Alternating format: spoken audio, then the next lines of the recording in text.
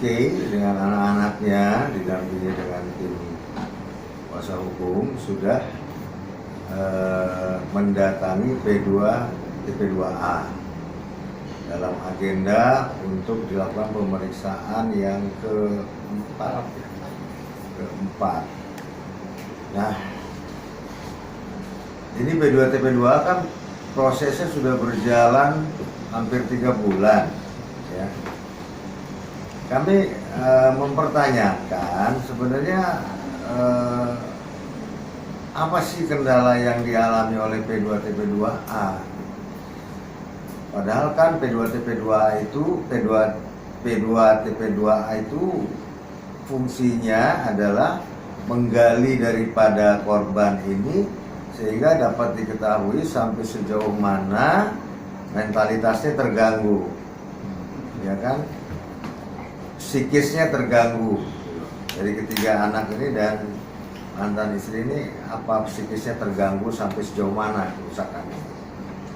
Nah, ini sudah berjalan hampir 3 bulan, kok lama sekali gitu kan.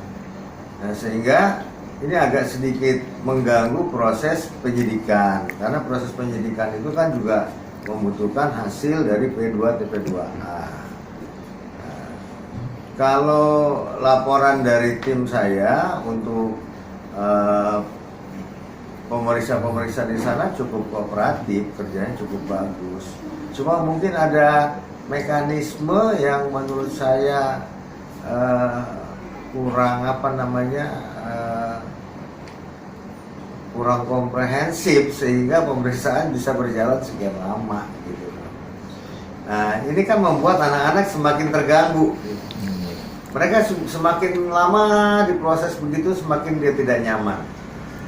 Karena anak-anak ya, kan ada kebosanan dan lain sebagainya, ya kan, bolak-balik itu kan mengganggu aktivitas mereka yang harusnya sekolah jadi nggak sekolah gitu.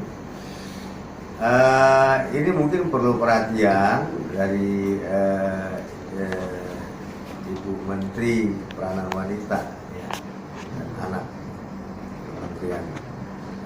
Kemudian dari hasil yang akan kita peroleh dari P2 TP2A ini nanti akan menjadi acuan bagi penyidik, dalam arti kata menjadi dasar dalam proses pelimpahan perkara untuk di pengadilan nanti. Kalau dari sisi fisik, ya, dari sisi fisik, secara faktual dan fakta hukum terjadi kekerasan dan penganiayaan yang dilakukan oleh terlapor terhadap anak-anaknya. Nah, bekas-bekasnya itu masih ada di badan-badan mereka, Nah, itu yang kemudian kemarin kan sudah dilakukan visum di Rumah Sakit Tarakan.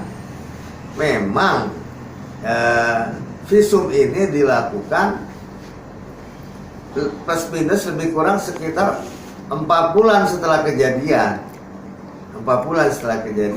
Sedangkan laporan kami di Polres Metro Jakarta Selatan itu pada tanggal 23 September 2022. Jadi sudah 3 bulan yang lalu, ya kan?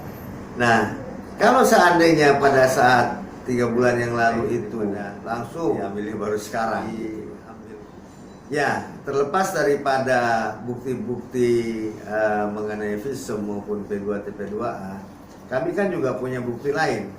Bukti lain diantaranya yaitu yang viral selama ini adalah mengenai video kekerasan itu.